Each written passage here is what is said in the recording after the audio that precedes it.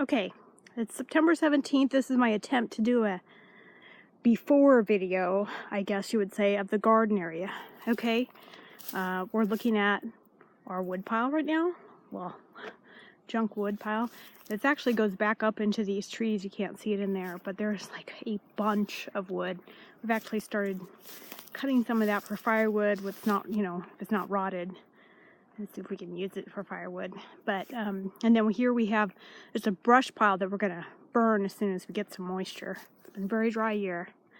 All this is just north of the house. Okay, so back here there's the plum grove in the middle there where the coyotes live. That was a garbanzo bean field. Looks like somebody's burning something there. And I built this compost bin out of the pallets this morning. So they're putting in a jumping place, a trampoline park near our house. And these were sitting out, and I asked the guy if I could have them. He said yes, because they were just going to throw them away. So I made myself, these, man, and believe me, I did not realize how big these things are when, I'm like, wow. But this is more for like a slow compost, this like, year one and the number one, and then you just, all year you put it in there, and then you turn it over to the middle one and start again for the next year. And then, so this is like a 3-year compost bin project, what I kind of see it as.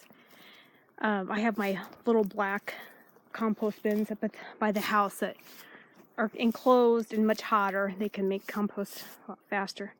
I'm going to start our orchard back here, and I just decided to use this fence gate, I guess you would say, as the starting point. I was going to start over in the corner, and then I realized that was kind of silly. This way you can come straight out of the house, literally, pan around real quick, come straight out of the house, and down here, then I can, if I need to water some of the compost bin, water the tree, it's all really, keep it simple. So starting that, and we'll just build that way. It's a multi-year project. I have 2 pears and 2 cherry trees and some currants, and that's a honeyberry.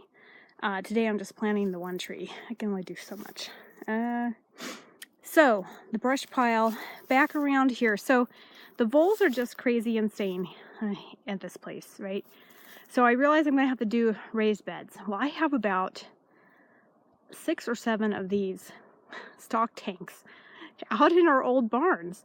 Some are the oblong ones, some are small, some are big. But I realized this is perfect. I rolled this one out. I'm going to take some of the really rotted wood from the wood pile over there and put it in the bottom, and then put soil on top, and we're going to use that as our raised beds garden, to get started. So for this next year. So that's one thing we're going to do. I've been collecting coffee to use for our compost bins. That's what those silver packages are in the middle.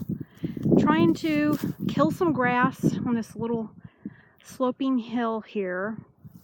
And my idea with this area is to have our, I guess, vining garden. I don't know what you want to call it.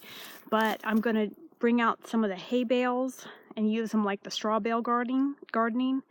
And I'll plant like a pumpkin in one, and some squash in others, and have them all over on this hill, because since they're vines, it won't matter,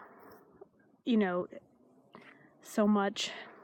I'm just gonna, that it's level or per se or whatever. So I'm just gonna let them kind of take over this area, and then down below this hill when it flattens out, I think that's where I'm gonna put my eventually some blueberries and strawberries, because they'll have some good sun there, except for later in the day, but they'll definitely have sun for most of the day. So in the rest of this, obviously I'm going to bring out the other stock tanks and fill up this area with maybe do some sheet mulching. We'll just see how much we get done this fall. And that's our plans for the garden area.